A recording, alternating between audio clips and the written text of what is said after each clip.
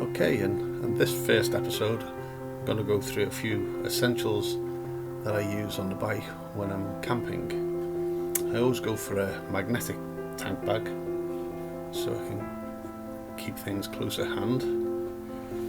I use a eye level mount for my sat nav. I've never tried using the straps to mount the tank bag. I've just relied on the magnetic tabs. The sat nav mount is held onto the bike by these ram mounts, which are very sturdy, keep it really secure, not adjustable of course. It's essential to have this sun shield on the sat nav case, which keeps the glare of the sun away from the screen. As you see here on the tank bag, it's useless when you mount it like that because you just can't see the sat nav. Here's a useful item. It's a little power unit which has a voltage reading for the battery and the USB and powers all my things, and a nice little useful analog clock so you can tell the time.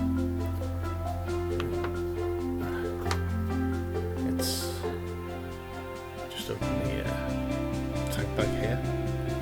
Look at a few of the things I have inside.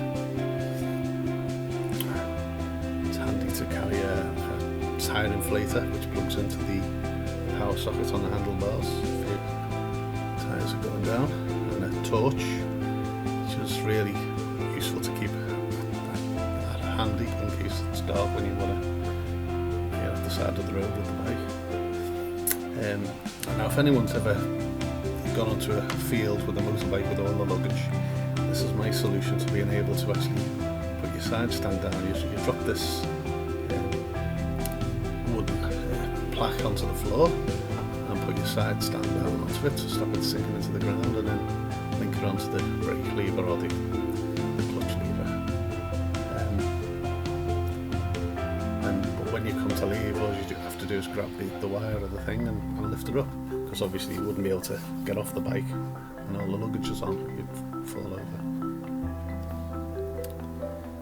So, this is a little gadget that I bought myself, which is really handy. It's a power pack, but it's not just a normal power pack for the USB. As you can see, it's also got a torch on, but it's a really healthy power pack. It packs quite a wallop. So there's enough amperage in the thing to actually jumpstart your bike. That's how much power it packs inside.